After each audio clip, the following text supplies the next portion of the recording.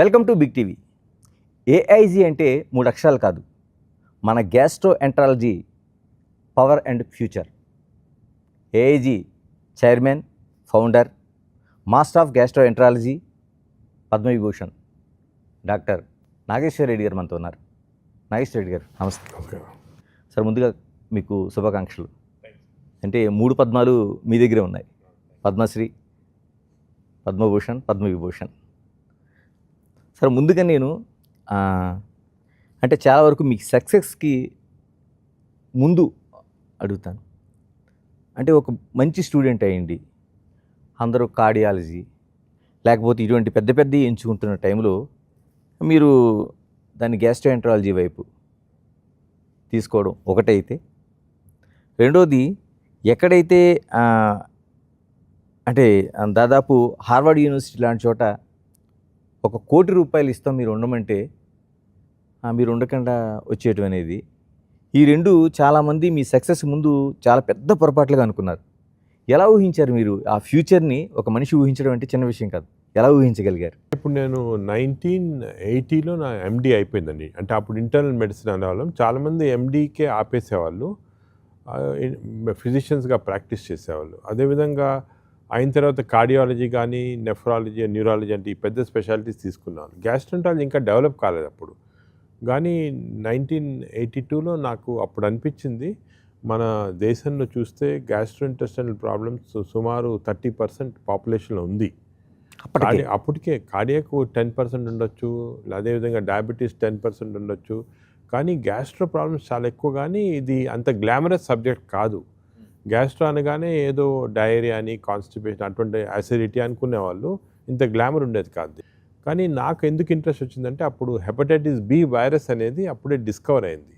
ఈ hepatitis B virus తోటి మనకి లివర్ ఎందుకు స్పాయిల్ అవుతుంది, అదేవిధంగా దీన్ని ఎలా ప్రొటెక్ట్ చేయొచ్చు, వ్యాక్సిన్ కూడా వచ్చింది అప్పుడే అని ఆ టైంలో నాకు అనిపించింది. ఇటువంటి డెవలప్మెంట్స్ ఈ స్పెషాలిటీస్లో జరుగుతాయి. కార్డియాలజీలో ఆల్రెడీ అంతా అయిపోయింది, న్యూరాలజీలో అయిపోయింది, కానీ ఈ స్పెషాలిటీలో ఈ డెవలప్మెంట్స్ వచ్చే అవకాశం ఫ్యూచర్ ఉంది.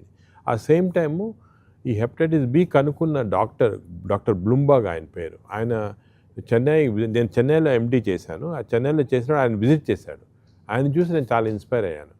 ఒక నోబెల్ ప్రైజ్ విన్నారు, ఒక కొత్త డిజీజ్ కనుక్కోవటము, దాన్ని కంప్లీట్ ప్రివెంట్ చేయటము, మా కళ్ళ ముందే చనిపోయే పేషెంట్స్ని ఈ జబ్బు కనుక్కున్న తర్వాత మేము కంప్లీట్ సేవ్ చేయటం జరిగేది. అది ఇన్స్పైర్ అయ్యి నేను ఈ గ్యాస్ట్రోఎంట్రాలజీ తీసుకున్నాను. నేను తీసుకున్న తర్వాత ఇంకొక న్యూ డెవలప్మెంట్ వచ్చింది గ్యాస్ట్రోఎంట్రాలజీ. దీనికి ఏమంటే ఎండోస్కోపీ టెక్నాలజీ అన్నమాట. అప్పుడప్పుడే చిన్న కెమెరా నోట్లో పెట్టి లోపల ఏముంది, క్యాన్సరా ఏమి అని కనుక్కోవడం జరిగింది. జపాన్లో జరిగింది.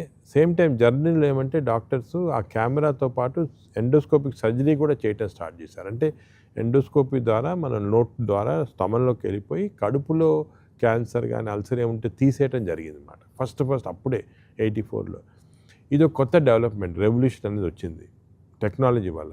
ఈ 2 డెవలప్మెంట్స్ నేను చూస్తా, నాకు తెలిసిపోయింది గ్యాస్ట్రోఎంట్రాలజీ సబ్జెక్ట్ అనేది వాస్ట్ స్కోప్ ఉంది. ఒకటి, పాపులేషన్ చాలా లార్జ్ పాపులేషన్లో ఈ జబ్బులు ఉన్నాయి.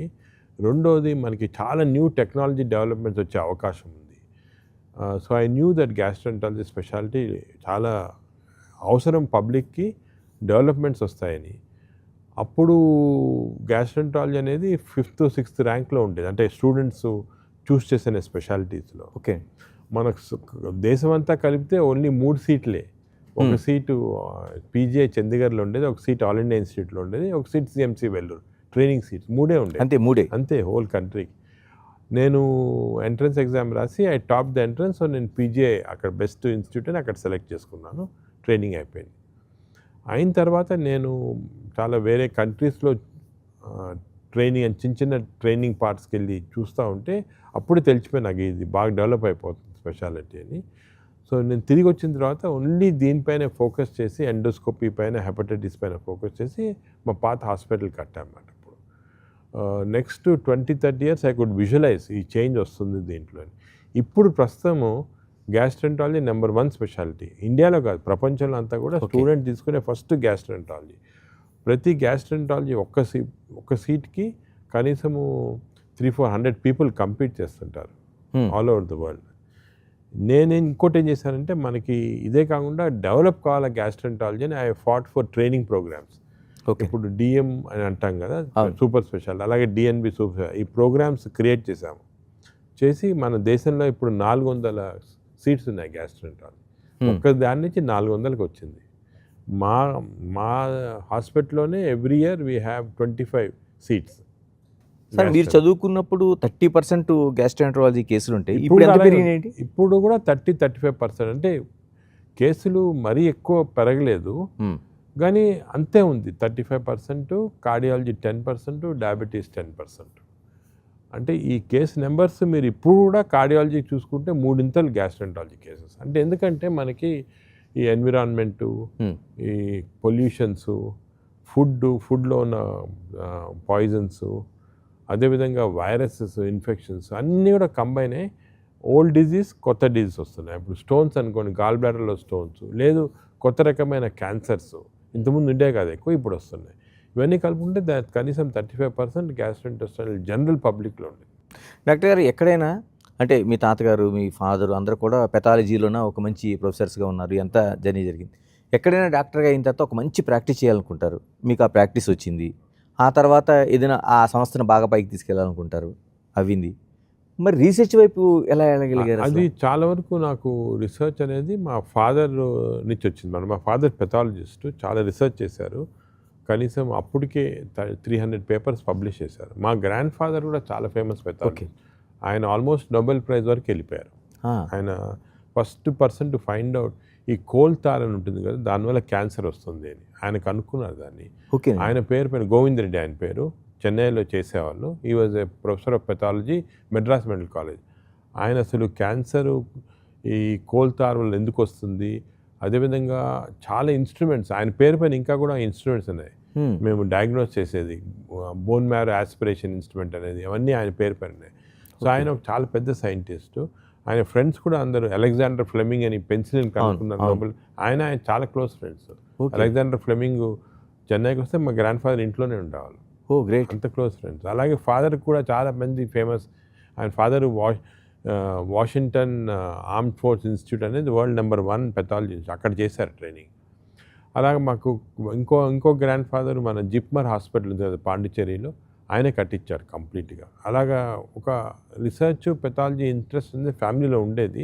నాకు కూడా అలాగే ఇంట్రెస్ట్ వచ్చింది, రీసెర్చ్ చేస్తాం. కానీ క్లినికల్గా వచ్చిన తర్వాత పేషెంట్స్ వాల్యూము, లోడు అవి ఎక్కువైపోయి అప్పుడు కూడా సుమారు రోజుకి ఒక 200 మంది పేషెంట్స్ చూడటము, ఎండోస్కోపీ చేయటము. నేను ఎండోస్కోపిక్ థెరపీలో కొంచెము చాలా వర్క్ చేసి దానికి ఒక స్థాయికి తీసుకొచ్చాము ఇండియాలో. ఆ బిజీలో ఫస్ట్ ఒక 10 years తిరిగి వచ్చిన తర్వాత ప్రాక్టీస్లో ఉండేవాడు. అప్పుడు మా ఫాదర్ ఒకరోజు చాలా కోప్పడ్డాడు. మేము అన్ని ప్రాక్టీస్ చేసుకొని మనీ చేసుకుంటున్నా, తప్పది, మీకున్న టాలెంట్ తోటి రీసెర్చ్ చేయాలా, స్టూడెంట్స్కి టీచింగ్ చేయాలా, ఒక పెద్ద మంచి ఇన్స్టిట్యూట్ కట్టాలా అని ఒకసారి సీరియస్గా చెప్పారు. 1999 ఆ టైంలో. అప్పుడు మాకు ఫార్చునేట్లీ ఆ పాత హాస్పిటల్ ఒకటి తయారు చేసామన్నమాట. చేసి మా ప్రాక్టీస్ ఆపేసి కంప్లీట్గా టీచింగ్, రీసెర్చ్, ఎడ్యుకేషను, ఇన్స్టిట్యూట్ బిల్డింగ్లోకి వెళ్ళిపోయాను అనమాట. This was almost 25 years back. అప్పుడు స్టార్ట్ చేశాను. అంటే యాక్చువల్లీ 25 years అని చూసుకుంటే అది కూడా పెద్ద లాంగ్ స్పాన్ కాదు. చాలా పెద్ద ఇన్స్టిట్యూట్స్ అన్నీ కూడా దేవ్ టేకన్. మేయో క్లినిక్ అనుకోండి, సిఎంసి వెల్లూరు 150 years తీసుకున్నాయి ఈ స్టేట్కి రావడానికి. బట్ ఫార్చునేట్లీ మనకేమంటే పబ్లిక్ సపోర్టు, అదేవిధంగా డోనర్స్ చాలామంది డబ్బు ఇవ్వటము, అదేవిధంగా గవర్నమెంట్ సపోర్టు, ఇవన్నీ కూడా కలిసి వచ్చి in 25 years we could build a institute where Mayo Clinic వాళ్ళు వచ్చి అదే మాకన్నా మీది చాలా బాగుంది ఇన్స్టిట్యూట్, రీసెర్చ్లో కానీ టీచింగ్లో కానీ. అదేవిధంగా సిఎంసి వెల్లూరు వచ్చే డాక్టర్స్ ఇక్కడికి వచ్చి ట్రైన్ కావటము అలా జరిగిందన్నమాట. So you're fortunate. ఈ ట్రెడిషన్ కంటిన్యూ చేస్తే మనం you overtake other institutes all over the world.